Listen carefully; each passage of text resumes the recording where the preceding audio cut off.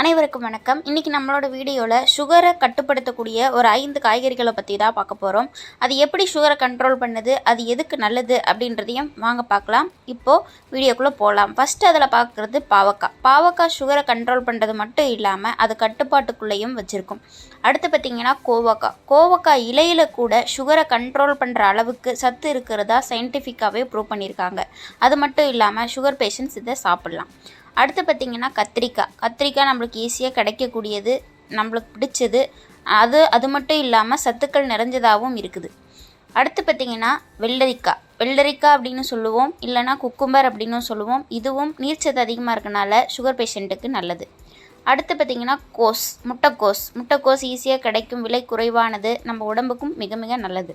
அது சுகர் பேஷண்ட்டுக்கு ரொம்ப நல்லது. அடுத்து பார்த்திங்கன்னா ப்ரக்கோலி நார்ச்சத்து நிறைஞ்சதுனால சுகர் பேஷண்ட் இதை தாராளமாக சாப்பிடலாம். இந்த காய்கறிகளை உணவில் சேர்த்துக்கிறது மூலமாக நம்ம சுகரை கண்ட்ரோல் பண்ணி கட்டுப்பாட்டுக்குள்ளே வைக்கிறது மட்டும் இல்லாமல் அதை கட்டுக்குள்ளேயும் கொண்டு வர முடியும். இந்த மாதிரி யூஸ்ஃபுல்லான தகவலை தெரிஞ்சுக்கணும் அப்படின்னா நம்மளோட சேனலை மறக்காமல் சப்ஸ்கிரைப் பண்ணிவிட்டு இந்த வீடியோ பிடிச்சிருந்துச்சு அப்படின்னா ஒரு லைக்கும் பண்ணிடுங்க. பாய்.